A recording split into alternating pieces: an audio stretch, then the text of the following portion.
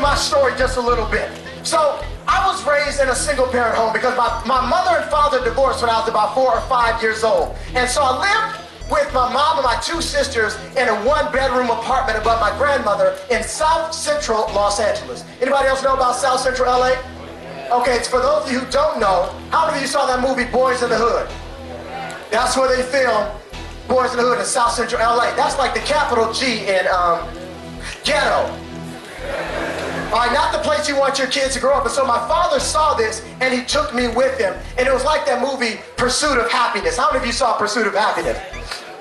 Now I love, oh wait, raise your hand high. Show me the whole armpit. Okay, just a few people. For those of you who don't know, Pursuit of Happiness is a movie with Will Smith and his son. But the truth is, Pursuit of Happiness is not like a movie that's just about Will and his son. It's really not even a movie about father and son. The movie is a reminder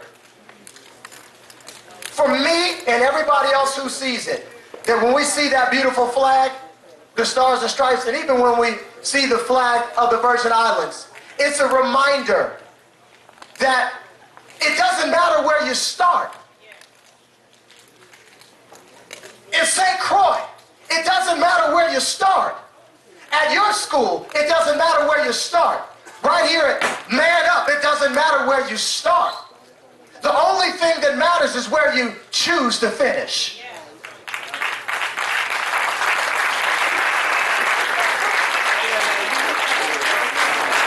The last time I was here, I was speaking for orientation at UVI. Dr. Hall said something that has been in my mind every time I think about the Virgin Islands. He revealed a fact that you're dealing with every single day. He said, right here in the islands, only 1 out of 5 people have a degree from an institution of higher education. That means that you are 80% likely to find people who feel like all this learning and stuff and man up means absolutely nothing with your real life.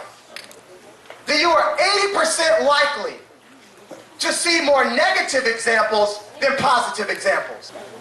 See, my father was somebody who I cared about.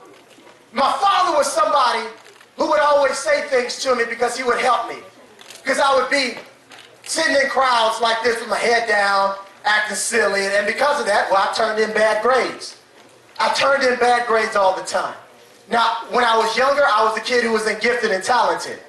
But as soon as I got older, I found out that I thought people would like me more when I was acting crazy, so I would just clown. I didn't really care a whole lot about books. And so I brought home my bad test grades.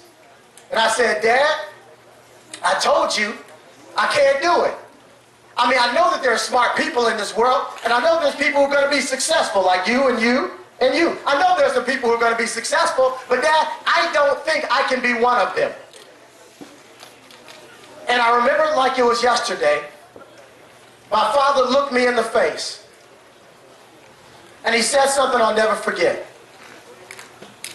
When I showed him this bad test grade, I said, Dad, I can't do it. And my father looked me in the eye. He was reading the newspaper. He took off his glasses. He folded the newspaper. He never broke his glare at me. And he looked at me in the face. And he said, John, don't you ever let me hear you talk bad about yourself, son. He said, never let what's on the outside define what's on the inside.